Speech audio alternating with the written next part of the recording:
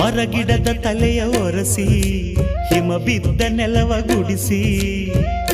ಆಹಾ ಹೊಲಗದ್ದೆ ಇನ್ನೂ ಎಂತ ನಿದ್ದೆ ಎಂದ ದಿನ ರಾಯನು ರವಿರಾಯ ನಿನ್ನ ಮನೆ ಕಾಯ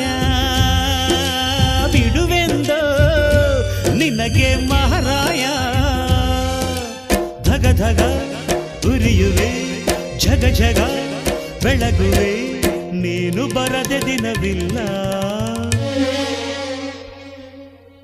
ಅಂಬರವೇರಿ ಅಂಬರವೇರಿ ಸೂರ್ಯನು ಬಂದಾನು ಥಳ ಥಳ